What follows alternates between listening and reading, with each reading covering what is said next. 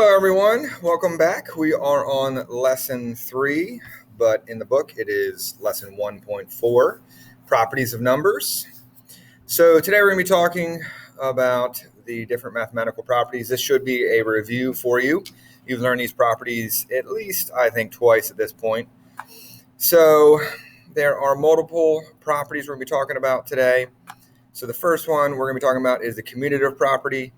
So commutative property applies to both addition and multiplication. So what the commutative property means is that you can switch the order both forwards and backwards in addition and multiplication.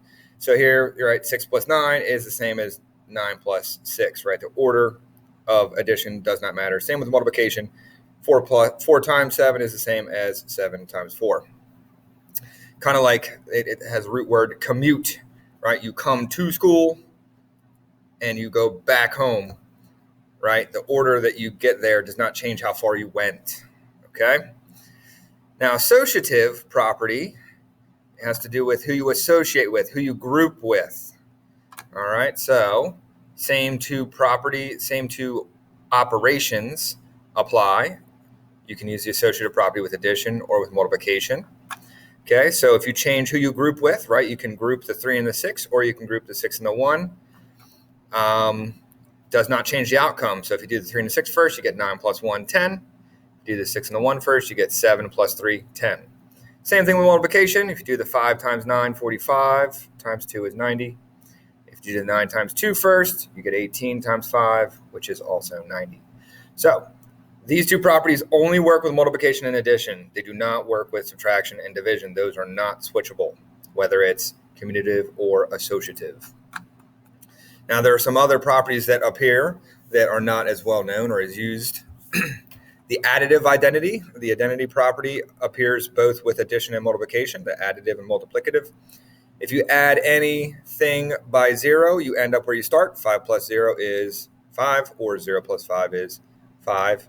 You could do this with a variable as well. A plus 0 is A, or 0 plus A is A. When you multiply, instead of using 0, you use 1. A times 1 is A, or 1 times A is A. Okay, any number times 1 is itself. If you did 0, you get the multiplicative property of 0, or the 0 property. Okay, so these are the identity properties where you get back to where you start. The 0 property, when you multiply by 0, you get 0 itself. Okay, so in that case, it ends up giving you back to 0. It's a nice, easy property because the 0 property gets you to 0. Now, when you're trying to determine if a property works, what you can do is check to see if it doesn't work, right? With a counter example, can you prove it doesn't work or not? So, is subtraction of decimals associative? What you can do is try and prove, is it right or wrong? So, if we take, let's say, 1.5, minus 0.5, and we group it minus another 0.5. Is that the same thing as if I do 1.5 minus 0.5, it's getting ugly, minus 0.5, oh, I'm out of room, 0.5. This edge of the screen is getting me. Okay, so if I do this, I get 1 minus 0.5, which is 0.5, or is it 5/100ths? 5/10, I mean. Over here, 0.5 minus 0.5 is 0. 1.5 minus 0 is 1.5. So we can prove with a counter example that it is false. This does not work. Okay, so the way you check is you just try it. And if you can prove that it is false, it is not true. Now, here we're going to identify what properties these are. So we're adding 0 to a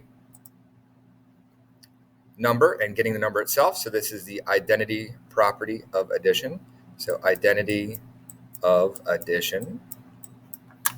Over here, we're multiplying a number by 1 and getting the number we started with. So that's the identity property of multiplication. Here, we're changing the grouping. What's in the grouping? We're ending up with addition. So this is